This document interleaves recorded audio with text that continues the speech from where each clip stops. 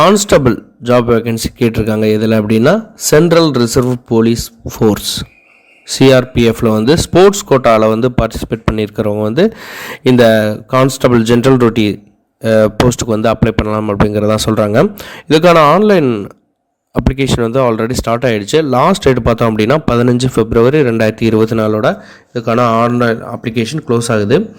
So டீட்டெயில்டான நோட்டிஃபிகேஷனாக பார்த்துடலாம். CRPF central reserve police force இது வந்து ஒரு மினிஸ்ட்ரி ஆஃப் ஹோம் அஃபேர்ஸ், அதாவது சென்ட்ரல் கவர்மெண்ட்டோட அந்த போலீஸ் ஃபோர்ஸில் தான் வந்து இந்த recruitment of meritorious sports person for the post of constable under sports கோட்டாவது கேட்டிருக்காங்க. சிஆர்பிஎஃப்பில் 169 வேக்கன்சி கேட்டிருக்காங்க ஜென்ரல் டியூட்டியில் வந்து கான்ஸ்டபிள் போஸ்ட்டுக்கு. ஸோ இதில் வந்து ஒர்க் பண்ணுறது பார்த்திங்கன்னா எனிவேர் இன் இந்தியா அப்படிங்கிற மாதிரி சொல்லியிருக்காங்க. ஆன்லைன் மூலிமா மட்டும்தான் அப்ளை பண்ண முடியும். இதுக்கான ஆன்லைன் அப்ளிகேஷன் ஆல்ரெடி ஸ்டார்ட் ஆகிடுச்சு. எண்டு டேட்டு பார்த்தோம்னா 15/2/2024. ஸ்போர்ட்ஸ் கொடுத்துருக்காங்க. Gymnastic, judo, shooting, athletics, boxing, archery, இது மாதிரி ஒரு வேரியஸ் ஸ்போர்ட்ஸ் கொடுத்துருக்காங்க. ஓவராலாக மேலுக்கு எவ்வளோ, ஃபீமேலுக்கு எவ்வளோ, ஒவ்வொரு ஸ்போர்ட்ஸ்லையும் அப்படிங்கிற அந்த டீட்டெயில்ஸ் கொடுத்துருக்காங்க. டோட்டல் வேக்கன்சி பார்த்திங்க அப்படின்னா 169. இதில் வந்து யாரெல்லாம் வந்து பார்ட்டிசிபேட் பண்ணலாம் அப்படின்னா ஸ்போர்ட்ஸ் பர்சன், மெடல் வின்னருக்கான மார்க் டீட்டெயில்ஸ் எல்லாமே இங்கே கொடுத்துருக்காங்க. ஸோ இதுக்கான அந்த வெப்சைட் பார்த்திங்கன்னா recruitment.crpf.gov.in இதில் போய்ட்டு நீங்கள் அப்ளை பண்ணிக்கலாம். 7th CPC பே ஸ்கேலில் 21,000 69,000 வரைக்கும் கொடுக்குறாங்க. அதுக்கப்புறம் அதர் அலோன்ஸ் எல்லாமே இதில் கொடுத்துருக்காங்க. சென்ட்ரல் கவர்மெண்ட் எம்ப்ளாய்க்கு என்னென்ன அலோன்ஸ் இருக்குமோ அது எல்லாமே கொடுத்துருக்காங்க. அது கூட வந்து நியூ டிஃபைன்டு கண்ட்ரிபியூட்டர் பென்ஷன் ஸ்கீமும் வந்து இம்ப்ளிமெண்ட் பண்ணியிருக்காங்க. ஸோ 18 to 23 வயசுக்குள்ள உள்ளவங்க அதுக்கு அப்ளை பண்ணலாம். மெட்ரிகுலேஷன் அல்லது ஈக்குவலண்ட்டான ஒரு குவாலிஃபிகேஷன் இருக்கணும். மெயினாக வந்து ஸ்போர்ட்ஸில் வந்து பார்ட்டிசிபேட் பண்ணியிருக்கணும். அதாவது ஸ்டேட் அல்லது கண்ட்ரி இன்னும் ரெகனைஸ்ட் நேஷ்னல் ரெப்யூட் கேம்ஸில் நேஷ்னல் சாம்பியன்ஷிப் ஜூனியர் அல்லது சீனியர், அப்புறம் வந்து international repute championship conducted by the respective federation association இதில், அப்புறம் ஒலிம்பிக் அசோசியேஷன். ஸோ இதில் எல்லாம் பார்ட்டிசிபேட் பண்ணியிருக்கிற மாதிரி உங்களுக்கு அந்த ஸ்போர்ட்ஸ் இது வந்து கொடுத்துருக்காங்க. ஸோ sports person of merit who have represented state school team national school games conducted by school games ஃபெடரேஷன்லேயும் வந்து பார்ட்டிசிபேட் பண்ணவங்க 1/1/2021 31/12/2023 வந்து நீங்கள் அந்த சர்டிஃபிகேட் இருக்கணும் அப்படிங்கிற சொல்கிறாங்க. Only matriculation certificate shall be accepted proof of அந்த ஏஜுக்கு. ஸோ அடுத்து கேண்டிடேட் மஸ்ட் ஃபுல்ஃபில் எலிஜிபிலிட்டி கண்டிஷனோட இந்த இதுக்கு வந்து அப்ளை பண்ணலாம் அப்படிங்கிறத சொல்கிறாங்க.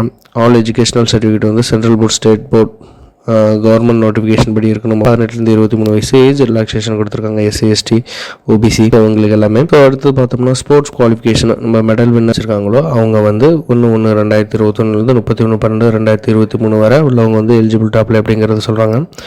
ஸோ மார்க் வந்து கொடுத்துருக்காங்க ஒவ்வொரு அந்த மெடலுக்கும், அதாவது மார்க்ஸ் ஆஃப் கோல்டு மெடலு, அப்புறம் சில்வர் மெடலு, ப்ரோனஸ் மெடல், இதுக்கெலாம் வந்து பார்ட்டிசிபேட் பண்ணதுக்கான அந்த மார்க்கு தான் கொடுத்துருக்காங்க. ஒவ்வொரு காம்படிஷனில் ஒலிம்பிக் கேம்ஸில் வந்து இப்போ நீங்கள் கோல்டு மெடல் அடிச்சிருந்தீங்க அப்படின்னா உங்களுக்கு 100 மார்க்கு, அதே சில்வர் இருந்தது அப்படின்னா 96, ப்ரோன்ஸ் மெடல் இருந்துச்சுன்னா 92.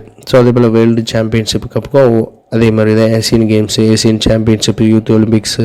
ஸோ இந்த மாதிரி ஒவ்வொரு காம்படிஷனுக்கும் அதுக்கான எவ்வளோ இந்த உங்களுடைய அந்த மெடல், கோல்டு மெடலோ அல்லது சில்வர் மெடலோ அதுக்கான மார்க் வந்து தான் இங்கே கொடுத்துருக்காங்க. ஸோ ஃபஸ்ட்டு ப்ரிஃபரன்ஸ் யார் கொடுப்பாங்க அப்படின்னா மெடல் வின்னருக்கு கொடுக்குறாங்க. கோல்டு, சில்வர், ப்ரோன்ஸு இன்டர்நேஷ்னல் காம்படிஷனில் சீனியர், ஜூனியர் அல்லது யூத் கேட்டகரியில் வந்து பார்ட்டிசிபேட் பண்ணவங்க. செகண்ட் பார்த்தோம் அப்படின்னா தேர்ட் பிளேஸில் senior, junior, national championship, championship games வந்து இந்த நேஷ்னல் ஸ்போர்ட்ஸ் ஃபெடரேஷனில் வந்து ஆர்கனைஸ் பண்ணியிருப்பாங்களா அதுக்கு வந்து உங்களுக்கு செகண்ட் ப்ரிஃபரன்ஸ் கொடுக்குறாங்க. ஸோ ஃபிசிக்கல் ஸ்டாண்டர்டில் வந்து மேலுக்கு 170 சென்டிமீட்டர் ஹைட்டு, ஃபீமேலுக்கு 157, செஸ்ட்டு அஸ் யூஷுவல் வந்து 80 சென்டிமீட்ரு. ஸோ அதர் ஸ்டேட்டில் உள்ளவங்களுக்கு எவ்வளோ ஹைட் அண்ட் செஸ்ட்டு எவ்வளோ இருக்கும் அப்படிங்கிற அந்த டீட்டெயில்ஸ் கொடுத்துருக்காங்க. ஸோ அதே போல் வந்து மெடிக்கல் ஸ்டாண்டர்டில் உங்களுடைய ஐ ஃபிட்னஸ்ஸு மற்ற எல்லாமே அந்த விஷுவல் இது எல்லாமே அதுக்கான அந்த டீட்டெயில்ஸ் தான் இது கொடுத்துருக்காங்க. டேட்டோவை பற்றி கொடுத்துருக்காங்க. நீங்கள் டேட்டோ அடிச்சிருக்கீங்கன்னா எந்த மாதிரி டேட்டோ இருந்தால் வந்து இதுக்கு வந்து எலிஜிபிள் அப்படிங்கிற மாதிரி. ஸோ அதே போல் எப்படி அப்ளை பண்ணுங்கிறது நம்ம ஆல்ரெடி சொல்லிட்டோம். இந்த லிங்க்கில் போய்ட்டு நீங்கள் அப்ளை பண்ணிக்கலாம். அப்ளிகேஷன் வந்து 100 ரூபா வந்து பே பண்ணணும். நான் ரீஃபண்டபிள் மோடில். ஃபீமேல், SC ST கேட்டகரிக்கு வந்து எந்த ஃபீஸும் கிடையாது.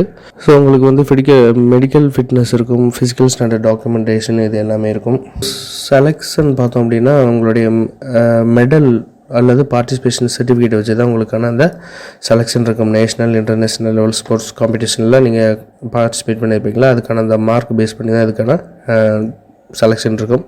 டீட்டெயில்டு மெடிக்கல் எக்ஸாமினேஷன் வந்து கீழே கொடுத்துருக்காங்க. ஸோ என்கொயரி கிளாரிஃபிகேஷனுக்கு வந்து ஹெல்ப்லைன் நம்பர் கொடுத்துருக்காங்க. சென்ட்ரல் ஸ்டேட் கவர்மெண்ட் எம்ப்ளாயாக இருந்தால் நீங்கள் வந்து நோ அப்ஜெக்ஷன் சர்டிஃபிகேட் கொடுக்கணும். அதே போல் உங்களுடைய certificate will be valid only when signed personally by the secretary, national federation, national association. இவங்க சைன் பண்ண அந்த சர்டிஃபிகேட்டில் வந்து இருக்கணும். ஃபார்ம் 2ல் எந்த மாதிரி இருக்கணும், மெடிக்கல் ஃபிட்னஸ் சர்டிஃபிகேட், இது எல்லாமே கீழே கொடுத்துருக்காங்க. ஸோ எப்படி அப்ளை பண்ணணும் அப்படின்னு பார்த்தோம். இந்த லிங்க்கில் recruitment.crpf.gov.in இதில் போனீங்க அப்படின்னா ஆல்ரெடி ஓப்பனில் தான் இருக்குது. ஸோ இங்கே நோட்டிஃபிகேஷன் பார்க்கணும் அப்படின்னா வியூ டீட்டெயில்ஸ், நீங்கள் அப்ளை பண்ண போகிறீங்க அப்படின்னா அப்ளை ஹியர்னு இருக்கும். அந்த ஆப்ஷனில் போய்ட்டு உங்களுடைய பர்சனல் இன்ஃபர்மேஷன், அதாவது உங்களுடைய நேம், மெட்ரிகுலேஷனில் இருக்கிற அந்த டீமு, மொபைல் நம்பரு, இமெயில் ஐடி கொடுத்துட்டு அதுக்கப்புறம் அதர் டீட்டெயில்ஸ், ஓடிபி ஜென்ரேட் ஆகும். ஓடிபி போட்டதுக்கப்புறம் other details, qualification, achievement details, அதுக்கப்புறம் அப்ளை சர்டிஃபிகேட் டாக்குமெண்ட் வந்து அப்லோட் பண்ணணும் அப்படிங்கிறத சொல்கிறாங்க.